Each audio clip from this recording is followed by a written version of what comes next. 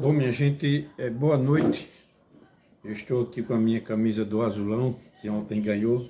Hoje é dia 31 de agosto de 2022 e nós vamos continuar a nossa videoaula, né? O nosso bate-papo aqui, continuando com a nossa programação, que é de levar para vocês alguns conhecimentos acerca das possibilidades que cada um cristão tem de procurar a igreja para fazer um estudo acerca da possível declaração de nulidade do matrimônio que não deu certo na Igreja Católica.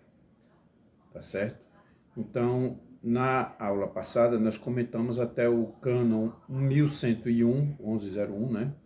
Onde falamos sobre o consentimento da vontade, que desde o início eu tenho dito que a coisa principal para a realização do matrimônio é que as duas partes tenham o consentimento pleno e absoluto. Se alguma situação, algum fato levou aquela pessoa, aquele casal e a igreja, e ela não estava livre para consentir, seja liberdade interna ou externa, esse casamento pode ser declarado nulo. Nesse cânon 1101 que nós comentamos, nós falamos sobre a simulação do matrimônio. A pessoa que diz sim, sem ser um sim verdadeiro, ela está simulando, né? Então, sobre a questão da simulação, a gente, como eu falei, tem a simulação total do matrimônio e também analisamos simulação parcial do matrimônio.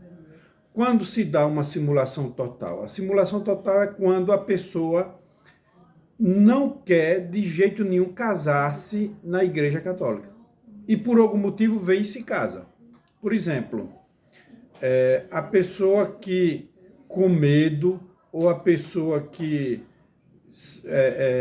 foi ameaçada e etc., vem a dizer sim na hora que o padre pergunta, é de livre e espontâneo que você quer? Sim, padre, de livre e espontânea vontade. Mas não é. Então, são várias e várias situações que levam a uma simulação total do matrimônio. A pessoa não quer de maneira nenhuma casar e por algum motivo vem ao casamento. Ou então simulação parcial. Por exemplo, quando o padre faz aquelas perguntas, você promete ser fiel na alegria, na tristeza, na doença e tal, a pessoa diz sim, isso já comentamos na aula passada. No entanto, essa pessoa não tem intenção de ser fiel àquela pessoa com quem está se casando. Por exemplo, já tem uma namorada, uma segunda namorada, tem uma noiva lá em outro estado, outro município. E antes do casamento, ela já exclui essa característica, essa finalidade, essa propriedade do matrimônio, que é a fidelidade matrimonial. Então, a pessoa, naquele momento de dizer sim, ele já está negando essa finalidade do matrimônio, que é uma das finalidades que seria a fidelidade ao casamento, a fidelidade à esposa, ou a esposa também ser fiel ao marido. Então, quando se exclui isso aí, ele exclui uma das propriedades do matrimônio, que são várias outras, a procriação, a geração da prole. Quando a pessoa promete educar os filhos na fé cristã, ela está prometendo, inclusive, que aquela pessoa vai se responsabilizar pela educação na fé cristã, na fé católica. Enfim, são várias outras propriedades que, se não tiverem, ou se a pessoa excluiu naquele momento, né, o respeito mútuo, são vários. Então, naquele momento a pessoa excluiu, ou se observado durante o dia a dia do matrimônio, que aquela pessoa, por exemplo,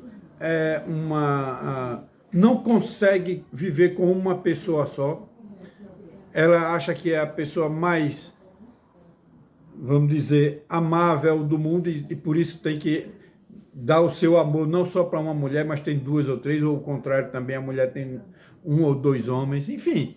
São essas finalidades, a perda da unicidade ou da indissolubilidade do matrimônio, que também leva a essa simulação. Tá? Então, esse cano 1101, ele é muito citado nos tribunais eclesiásticos.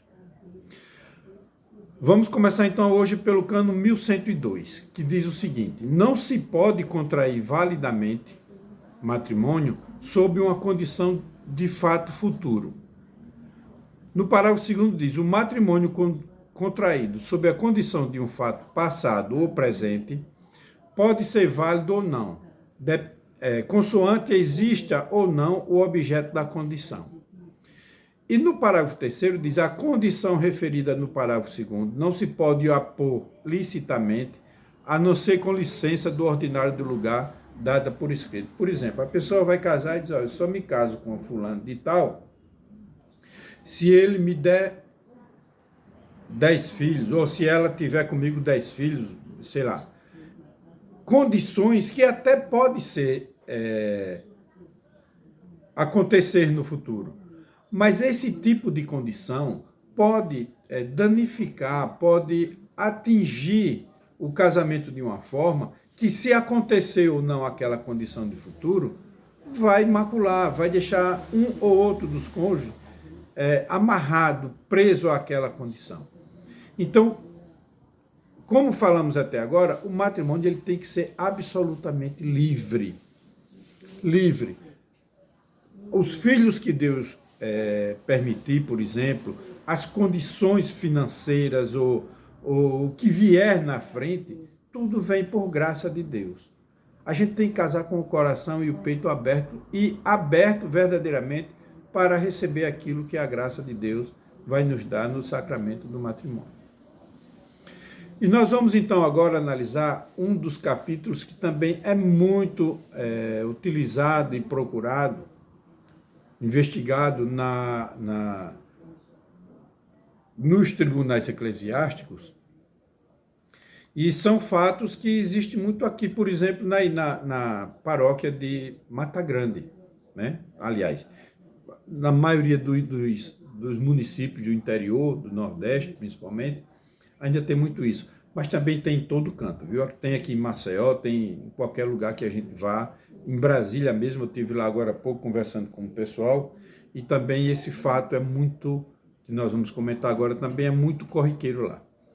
Diz o cano 1103, é inválido o matrimônio celebrado por violência ou por medo grave, incutido por uma causa externa, ainda que não dirigido para extorquir o consentimento, e para se libertar do qual alguém se veja obrigado a contrair matrimônio. Veja bem, tem a violência direta, por exemplo, o rapaz pega a moça e obriga ela a casar com ele, ou ele obriga ela a casar com o outro, né? Um dos dois se obrigam, e você tem que casar comigo porque senão tal, e faz aquele medo, incute, leva aquele medo à pessoa, a pessoa com medo da outra. Já aconteceu muito aqui em Alagoas, por exemplo, tempos atrás, de pessoas metidas a pistoleiro ou matador, obrigar a moça a casar com ele. Eu conheci um cabra aí de Mata Grande que trouxe uma moça aqui para Maceió, fez sexo com ela, praticamente obrigou ela a fazer sexo com ele, e em consequência disso a família disse que ela estava obrigada a casar com ele porque foi deflorada por ele. Olha, coitada, já sofreu uma violência, praticamente um estupro, e ainda foi obrigada a casar com esse cara, para não perder a honra, que a honra da moça estava na virgindade. Duas violências, uma em cima da outra. E a terceira foi a violência em cima do próprio sacramento do matrimônio, que parece, no interior, se não for casado no civil, não existe casamento. Para muita gente não existe casamento. Casamento tem que ser no religioso. Então, leva-se a uma situação que poderia, talvez, lá no lado, a responsabilidade no civil ou criminal se resolver. Não, só se resolve tudo se casar na igreja. Aí traz uma pessoa dessa para casar. O padre, muitas vezes, não sabe do que tem acontecido antes. Vem duas pessoas ou a família pedir um casamento, o padre aceita e vamos fazer o casamento. E depois é que vem a bomba para o tribunal eclesiástico dizer que aquele casamento aconteceu e foi dessa forma. Lógico, claro que a igreja o tribunal vai analisar e vai, possivelmente, com certeza, vai declarar o casamento desse nulo. Às vezes acontece de nem haver tem um outro tipo de violência também assim direta, quando os pais diz para o rapaz ou para a moça, ou você casa, ou então vai entrar na peixeira, na faca, ou vai entrar na espingarda. Enfim, faz algum tipo de violência, né? E leva a pessoa, então, a não ter outra opção a não ser se casar. É o chamado medo grave, né? Agora, tem o medo grave, esse dado diretamente por uma pessoa externa, e tem também uma outra situação que chamamos de medo reverencial.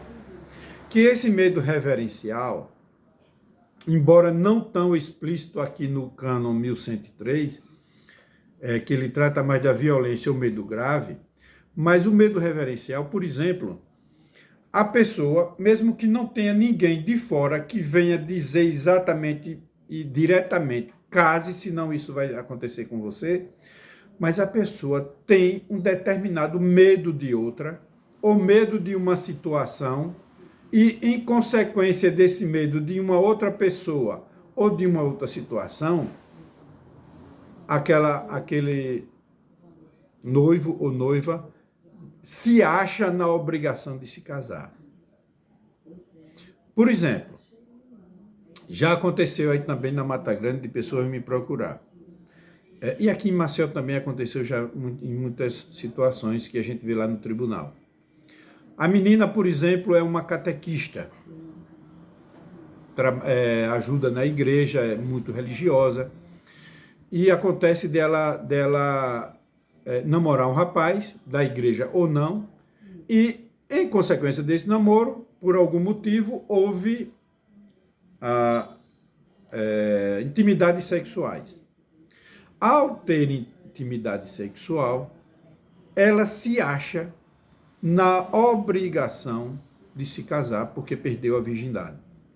Ou então, às vezes, chegou a engravidar. O pai e a mãe ainda não sabem que ela está grávida, ninguém sabe que está grávida, mas ela sabe.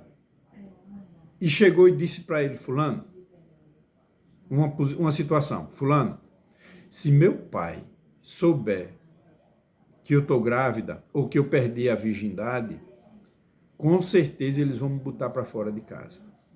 Com certeza pode até haver alguma coisa contra você. Repare, o pai e a mãe dela não sabem ainda e nem vieram obrigar ou forçar eles a casar. Mas esse medo que ela tem do pai, da mãe, ou da comunidade, ou da igreja, com medo até do padre saber e cortar ela da relação aí dos catequistas, com medo da vergonha que ela pode passar ao saber que, sendo uma pessoa de exemplo na igreja, passou agora a ser uma grande pecadora e por isso ela vai sofrer perseguições, não vai se sentir absolutamente à vontade. Qual é a única solução? Casar. Ora, mas acontece que às vezes eles não estão preparados, não estão pensando ainda em casar, são meninos ainda novos, estão estudando, são pessoas que não têm nenhuma responsabilidade ainda com a vida, não sabem nem o que é que vem ou o que é que vai acontecer com a vida dela no futuro, não tem preparação nenhuma para o matrimônio. Muitas vezes ele não trabalha também. Enfim, é uma coisa completamente, de repente chega para o pai e a mãe, olha, nós resolvemos nos casar. Mas minha filha, mas meu filho, não, a gente vai casar, a gente vai casar, a gente vai casar. Como é que vocês vão ver? A gente se vira mãe, a gente se vira pai, não sei o quê, e resolvem se casar. O casamento provocado exatamente por essa situação de medo, de temor, de uma coisa que nem houve nenhuma inferência direta, mas pelo medo, pela possibilidade de haver uma situação, eles vêm e contraem esse casamento. Com certeza também é um fato que mostra que não houve a liberdade no consentimento. havia uma pressão ou psicológica ou medo reverencial, como eu falei com esse termo, medo reverencial, e levou essa pessoa a se casar. É, sim, uma grande possibilidade, se for comprovado, de ser declarado nulo esse casamento. Tá? Cânon 1104. Para contraírem validamente matrimônio, é necessário que os contraentes se encontrem simultaneamente presentes, por si mesmo ou por um procurador. Então, existe a possibilidade de ser um casamento por procuração? Pode, desde que a pessoa que não vai poder estar presente naquele momento, lá onde ela se encontra, por exemplo, um rapaz que mora aqui no Brasil, a moça mora em Portugal. O casamento pode ser realizado aqui no Brasil ou lá em Portugal? Pode. Por exemplo, se for realizado aqui no Brasil, a moça que está lá em Portugal faz uma declaração na diocese, na paróquia, né? na diocese, lá, ou então normalmente na diocese, onde o bispo lá, ou o vigário episcopal, vai preencher essa procuração na frente dele, na presença dele, com um notário, e encaminhar essa procuração para alguém especificamente declarada naquela procuração aqui no Brasil, em nome dela, que está lá em Portugal, aqui no Brasil, se encontre na situação de fazer um casamento. E com a obrigação de, posteriormente, eles dois se encontrarem e fazerem a consumação do casamento. Caso não haja consumação, esse casamento vai ser nulo, conforme alguns itens que nós já conversamos lá atrás. Parágrafo 2º desse 1104, desse cânon 1104, diz o seguinte: os nubentes, nesse caso de procuração, expressem por palavras o consentimento matrimonial, mas se não puderem falar, expressem por sinais equivalentes. Então, uma pessoa com deficiência da fala, um mudo e uma muda, né? Um surdo mudo normalmente. Não pode casar? Não pode. Ah, mas ele não está ouvindo nada. Mas aí tem que ter a pessoa que faça a explicação para ele, né? Que não conseguiu ouvir, ou para ela também da mesma forma. Então, por palavras ou sinais equivalentes. Cânon 1105. Para se celebrar validamente o matrimônio, por meio de um procurador, se requer o quê? Primeiro, que exista um mandado especial para contraí-lo com determinada pessoa. Eu, Círio, por mandado, pretendo contrair casamento com a Tânia. E quem vai me representar aí no Brasil é Antônio Mendes, meu irmão. Né? Então tem que vir dizendo quem é o meu mandatário e quem é a pessoa que eu vou me casar. Número 2, que o procurador seja designado pelo mandante e desempenhe pessoalmente o seu munus. Por exemplo, o Antônio não pode mandar que outra pessoa vá no lugar dele.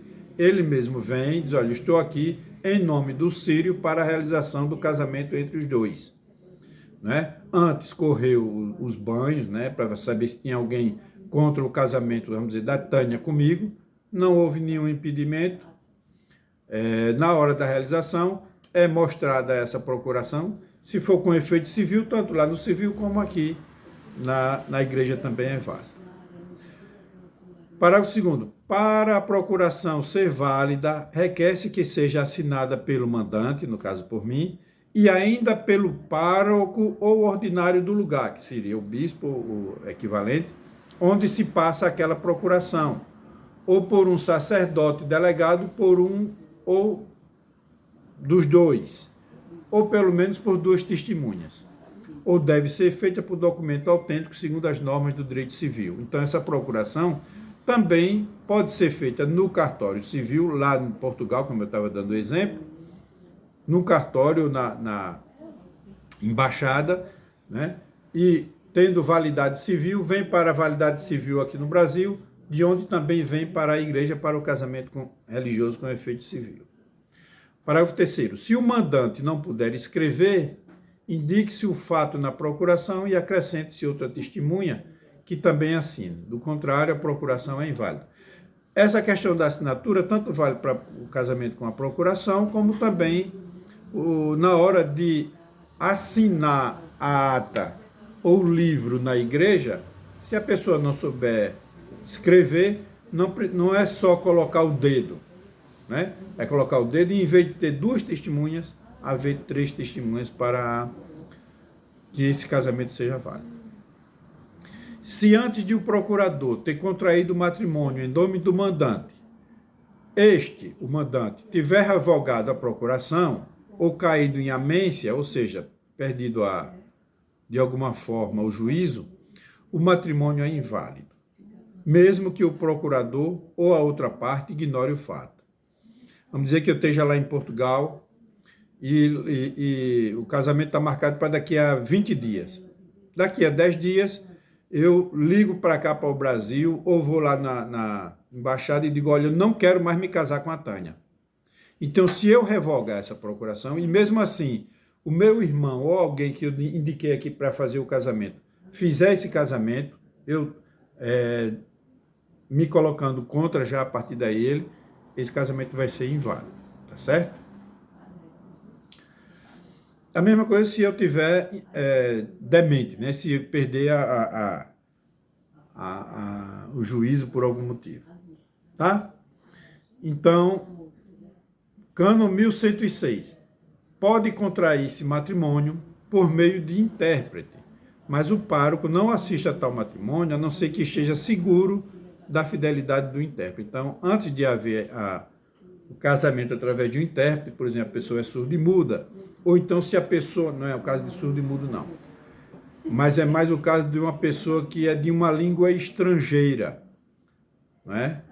Principalmente pessoa de uma língua estrangeira, vem fazer o casamento aqui, o padre fala, aquele intérprete diz aquilo para aquela pessoa. Então, esse intérprete deve ser uma pessoa do conhecimento do padre, ou pelo menos ele ter uma certeza de que aquela pessoa vai falar fidedignamente tudo aquilo que ele disser, principalmente na hora do consentimento, se quer casar e tal, tudo mais, como a gente já falou.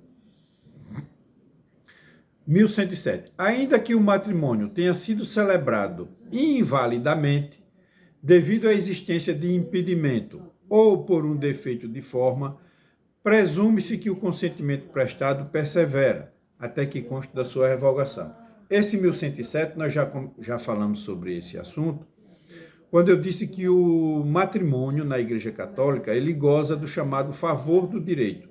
Na dúvida, prevalece o casamento. Nos tribunais eclesiásticos, se na hora da análise de um processo em que um juiz ou o juiz, o colegiado, tiver dúvida se aquele casamento foi válido ou não, nessa dúvida permanece válido o casamento.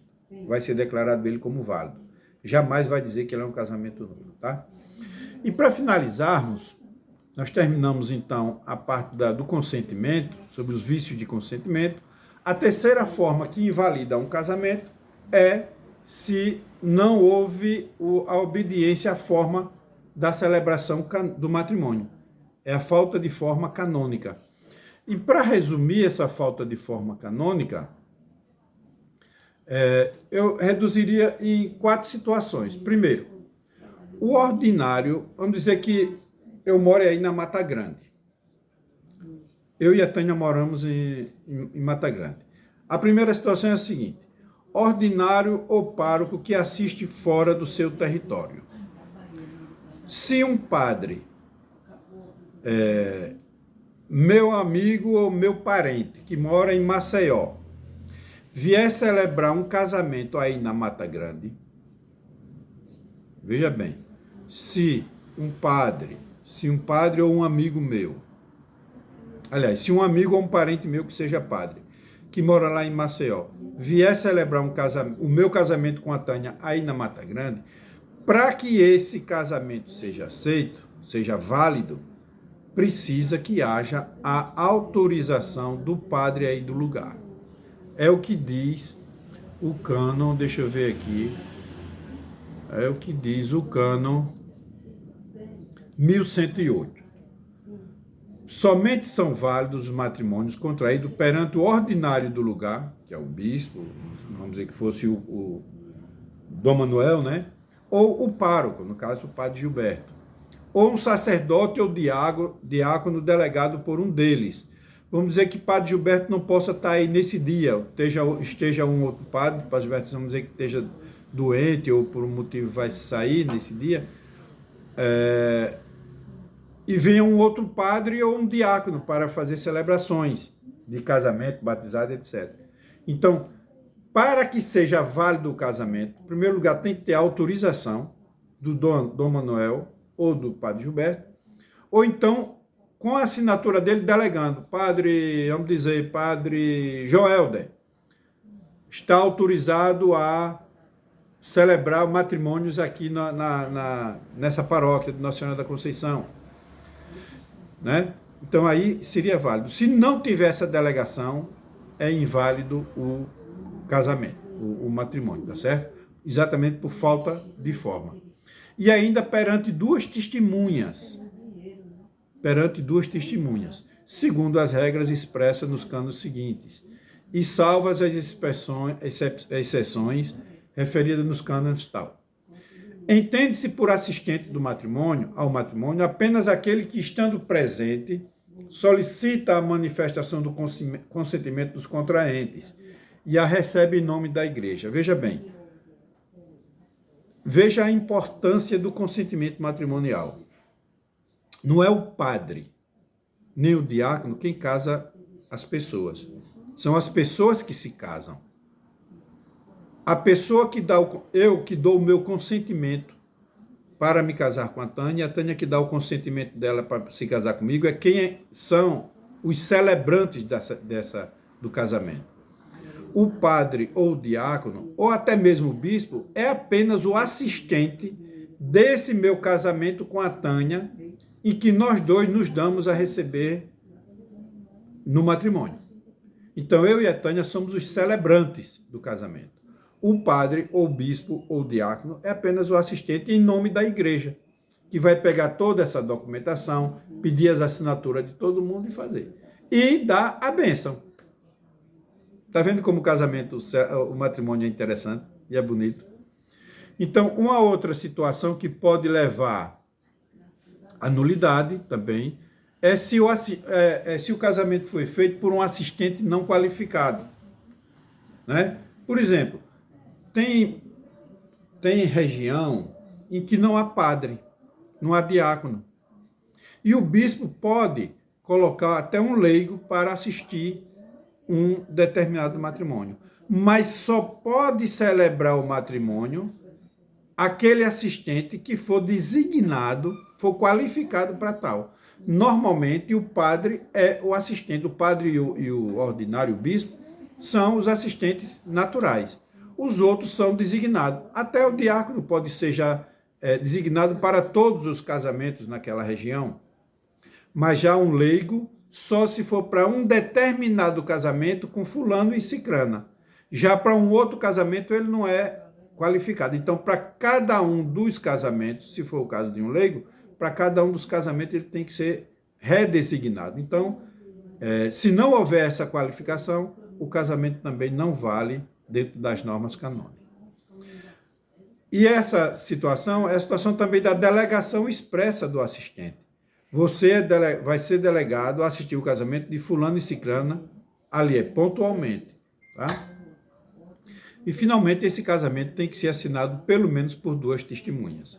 Como eu falei, se o homem ou a mulher não puder assinar ou não souber assinar, mais uma testemunha, que vai ser a rogo do noivo ou da noiva, que não souber assinar ou não puder assinar, que vai assinar por ela.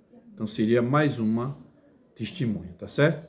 Então, essas são as situações em que pode levar um casamento à declaração de nulidade por falta de forma. Então, aqui nós fechamos não o assunto. Eu dei inícios, eu dei, assim, orientações de possíveis motivos de declaração de nulidade.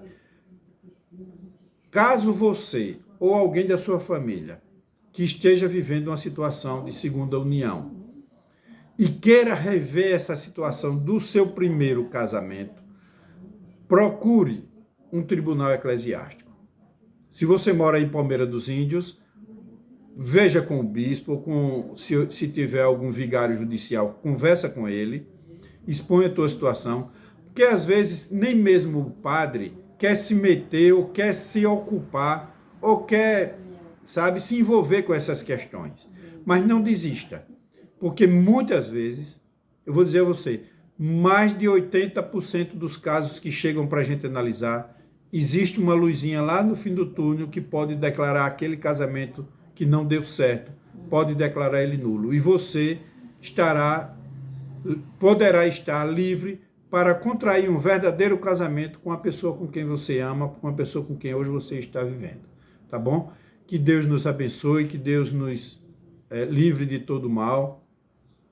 E aí na Mata Grande, na medida do possível, sempre que eu estou aí, estou sempre à disposição da igreja, da nossa paróquia de Nossa Senhora da Conceição e de quem quer que seja que me procure.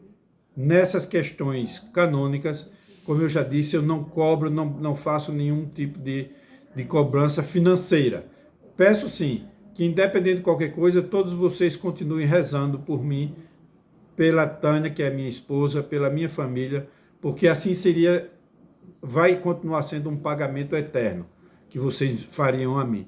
Porque me desejando bem, pedindo a Deus pela minha família, estarão me dando muito mais do que qualquer dinheiro, de qualquer coisa. Tá? Me desejando a felicidade. Tá bom? Hoje, como é o dia do meu aniversário, e é o dia do aniversário também do nosso casamento, meu e da Tânia, hoje eu faço 62 anos de idade, e eu não sou nenhum tolo, casei exatamente no dia do meu aniversário. Porque eu nunca mais vou esquecer que me casei nesse dia. Hoje estamos fazendo 42 anos de casados, com a graça de Deus, e que Deus abençoe a minha família e a família de vocês. Tá bom? Um abraço e fiquem com Deus. Qualquer coisa nós vamos conversando por aqui, tá bom? Até mais.